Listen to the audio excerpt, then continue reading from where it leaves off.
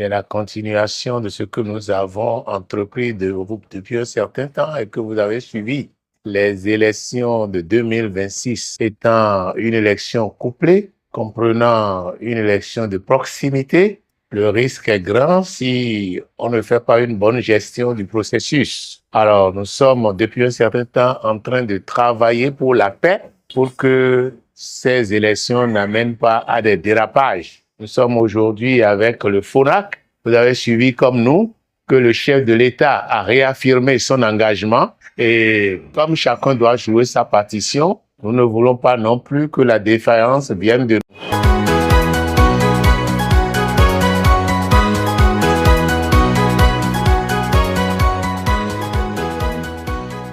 Au siège du Front des organisations nationales contre la corruption FONAC, nous avons reçu une délégation du cadre de concertation des partis de l'opposition qui est venu nous entretenir sur la volonté de concrétiser ce qu'ils avaient obtenu du chef de l'État, à savoir faire l'audit de la liste électorale pour les élections de 2026.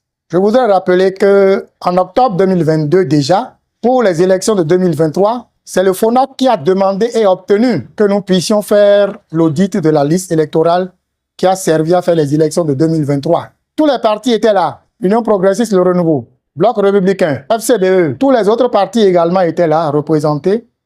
Et nous avons travaillé à un moment donné. On s'est rendu compte que le temps ne nous suffisait pas pour pouvoir finaliser le travail. Et il y avait deux options à prendre. L'une, de dire on ne va pas aux élections parce que la liste n'est pas auditée. L'autre, on ne veut pas justement qu'il y ait un blocage.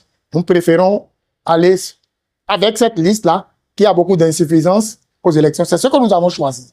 Maintenant qu'il est question de faire l'audit de la liste, j'entends beaucoup de gens dire que la liste n'existe plus. C'est pas vrai. Une liste électorale, un fichier électoral n'est pas du sucre, n'est pas du sel.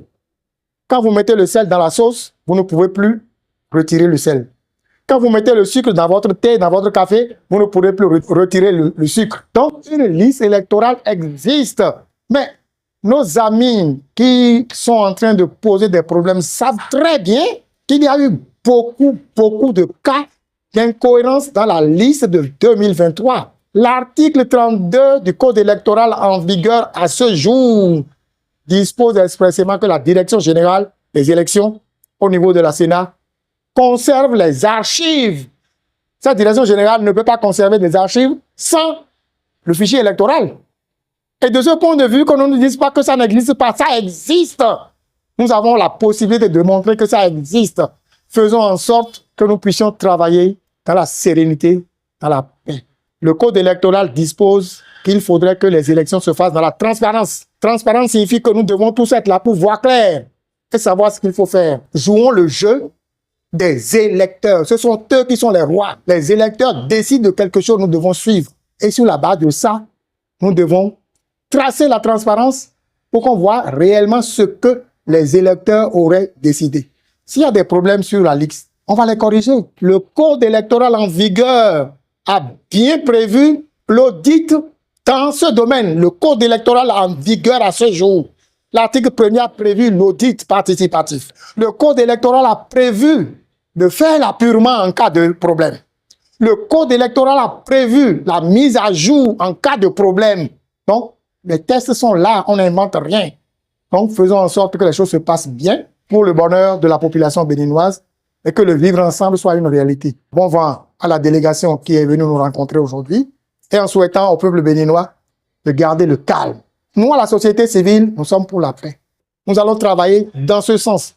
Nous allons inviter tous les acteurs politiques, quels qu'ils soient, à cultiver la paix, à faire en sorte qu'il y ait la paix et que nous puissions continuer de vivre ensemble comme c'est le cas actuellement. Je vous remercie.